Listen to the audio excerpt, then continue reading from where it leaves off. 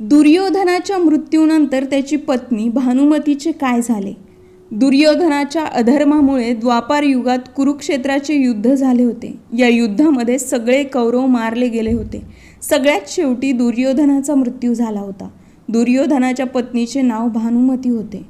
तर दुर्योधनाच्या मृत्यूनंतर भानुमतीचे काय झाले? पांडवांनी त्यांच्या शत्रू दुर्योधनाच्या पत्नीचे काय केले? पाहूया आजच्या या व्हिडिओमध्ये. महाभारताच्या मूळ ग्रंथामध्ये दुर्योधनाचा उल्लेख बऱ्याच ठिकाणी पाहायला मिळतो, पण याच ग्रंथांमध्ये दुर्योधनाची पत्नी भानुमतीचा उल्लेख 2 ते 3 वेळाच आहे. पण दक्षिण भारतातील लोककथांमध्ये भानुमती संदर्भात खूप गोष्टी ऐकायला मिळतात. महाभारतामध्ये द्रौपदीनंतर सगळ्यात सुंदर स्त्री कोण असेल तर ती म्हणजे भानुमती होती. भानुमतीचा जन्म कलिंगचे राजा चित्रांगद यांच्या घरामध्ये झाला होता. लहानपणापासूनच भानुमती खूप सुंदर, सुशील आणि चतुर. भानुमती मोठी झाली तेव्हा ती मनातल्या मनात अर्जुनवर प्रेम करत होती. भानुमतीला अर्जुनबरोबर विवाह करायचा होता, पण तिने तिच्या मनातील गोष्ट कधीच तिच्या वडिलांना सांगितली नाही. त्यामुळे भानुमती जेव्हा विवाह योग्य झाली तेव्हा तिच्या वडिलांनी स्वयंवराचे आयोजन केले. या स्वयंवरामध्ये भाग घेण्यासाठी दूरदूरचे राजा आणि महाराजा आले होते. त्यामध्ये शिशुपाल, जरासंध, रुक्मिणी चक्रसहित दुर्योधनसुद्धा आपला मित्र कर्ण बरोबर आला होता. भानुमती तर अर्जुनची वाट पाहत होती, पण अर्जुन स्वयंवरामध्ये आला नाही. तेव्हा भानुमती हातामध्ये वरमाला घेऊन दरबारामध्ये पोहोचली. त्यावेळी दरबारात बसलेला दुर्योधन भानुमतीला पाहताच तिच्यावर मोहित झाला. भानुमती हातात माळ घेऊन प्रत्येक राजाजवळ जात होती आणि त्यांना पाहून पुढे जात होती. या क्रमाने भानुमती दुर्योधनजवळ सुद्धा गेली. भानुमतीने दुर्योधनकडे पाहिले, पण त्याच्या गळ्यामध्ये माळ न घालता पुढे निघून गेली. दुर्योधनाला ते आवडलं नाही. त्याला त्याचा अपमान वाटला. त्यामुळे त्याने स्वतःच्या बळाचा वापर करून माळ तिच्या गळ्यामध्ये घातली. दुर्योधनच्या अशा वागण्याचा दरबारामध्ये बसलेल्या राजांनी विरोध केला. सगळ्या राजांनी तलवार काढली आणि युद्धासाठी ते दुर्योधनला ललकारू लागले. तेव्हा दुर्योधनचा मित्र कर्ण त्यांच्यासमोर ढाल बनून उभा राहिला आणि एक एक करून सगळ्या राजांना हरवले. असं म्हटलं जातं की तिथे 100पेक्षा जास्त राजा होते ज्यांना कर्णाने हरवले होते. शेवटी मगध नरेश जरासंधाबरोबर कर्णाचे युद्ध झाले. अस्त्रशस्त्राने दोघांमध्ये लढाई झाली. असं म्हटलं जातं की जरासंध आणि कर्णामध्ये 21 दिवस युद्ध झाले. शेवटी दोघांमध्ये मल्लयुद्ध झाले आणि शेवटी कर्णाने जरासंधला हरवले. त्यानंतर कर्णाच्या मदतीने दुर्योधनने भानुमतीचे हरण केले. भानुमतीची एक मैत्रीण होती जिचे नाव सुप्रिया होते.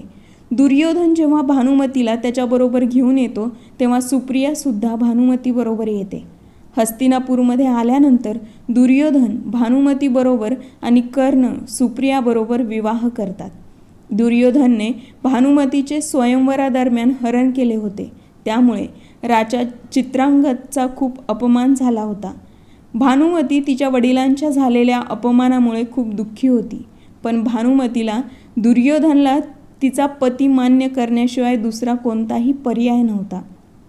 विवाहानंतर कर्णाबरोबर भानुमतीची मैत्री झाली होती. एक वेळची गोष्ट आहे जेव्हा कर्ण आणि भानुमती चौरस खेळत होते. तेव्हा अचानक भानुमती खेळ सोडून उठू लागली. झालं असं होतं की दुर्योधन तेथे आला होता आणि त्याला पाहून भानुमती उभी राहिली होती. भानुमतीला उभे राहताना पाहून कर्णाने विचार केला की हरण्याच्या भीतीने ती खेळ सोडून जात आहे. ते पाहून कर्णाने भानुमतीला थांबवण्याचा प्रयत्न केला. तेव्हा तिच्या गळ्यातील माळ तुटून पडली. जेव्हा कर्णाने दुर्योधनला पाहिले तेव्हा तो काळजीत पडला. तेव्हा त्याला असं वाटलं की दुर्योधन त्याला चुकीचे समजेल. पण दुर्योधनाचा कर्णावर आणि भानुमतीवर इतका विश्वास होता की त्याला माहीत होते कर्ण आणि भानुमती यांचा कधीही विश्वासघात करणार नाही. त्यामुळे कर्ण आणि भानुमतीला काळजीत पाहून दुर्योधन हसून त्यांना म्हणाला, अरे मोती तुम्ही उचलणार की मी मदत करू? त्यानंतर दुर्योधन स्वतः मोती उचलतो आणि त्याचं काम संपवून तिथून निघून जातो. दुर्योधनला भलेही महाभारताचा खलनायक म्हटले जाते, पण दुर्योधनला त्याची पत्नी भानुमतीवर खूप विश्वास होता. दुर्योधनमध्ये भलेही खूप वाईट गोष्टी होत्या, पण दुर्योधनमध्ये ही एक चांगली गोष्ट सुद्धा होती. वेळ निघून गेला आणि दुर्योधन आणि भानुमतीच्या 2 मुलांनी जन्म घेतला.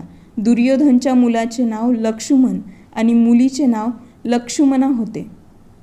कुरुक्षेत्र युद्धामध्ये दुर्योधनच्या मुलाने भाग घेतला होता, पण तो अर्जुनाचा पुत्र अभिमन्यूच्या हातून मारला गेला. दुर्योधनची मुलगी लक्ष्मणा तिच्या मातेप्रमाणे खूप सुंदर होती. ती लहानपणापासूनच वीरांगनेप्रमाणे तिचं आयुष्य जगत आली होती. लक्ष्मणा जेव्हा मोठी झाली होती, तिचा विवाह दुर्योधनने त्याचा मित्र कर्णाचा मुलगा वृषसेनबरोबर करण्याची योजना बनवली. लक्ष्मणा वृषसेनबरोबरच मोठी झाली होती, त्यामुळे तिला सुद्धा वृषसेनबरोबर विवाह करायचा होता. पण पुरुवंशाची इज्जत राखून ठेवण्यासाठी दुर्योधनने तिच्या मुलीसाठी स्वयंवराचं आयोजन केलं. आधीच हे ठरवलं होतं की लक्ष्मणा वृषसेनलाच वरमाला घालेल, पण नशिबाला दुसरेच काहीतरी मंजूर होते. दुर्योधनची योजना त्यावेळी असफल झाली. जेव्हा लक्ष्मणाच्या स्वयंवरामध्ये भगवान श्रीकृष्ण आणि त्यांचे पुत्र साम पोहोचतात. साम जेव्हा स्वयंवरामध्ये लक्ष्मणाला पाहतो, तो लक्ष्मणावर मोहित होतो. पण त्यांना आधीपासूनच माहीत होते की लक्ष्मणा कर्णपुत्र वृषसेनच्या गळ्यामध्ये वरमाळा घालेल. पण साम स्वयंवरादरम्यान लक्ष्मणाला हरण करण्याचा प्रयत्न करतो. त्यानंतर कर्णपुत्र वृषसेन सामला युद्धासाठी ललकारतो. त्यानंतर वृषसेन आणि साममध्ये एक भयानक युद्ध होते. पण या युद्धामध्ये साम वृषसेनला हरवतो आणि लक्ष्मणाचे हरण करून पळवण्याचा प्रयत्न करतो.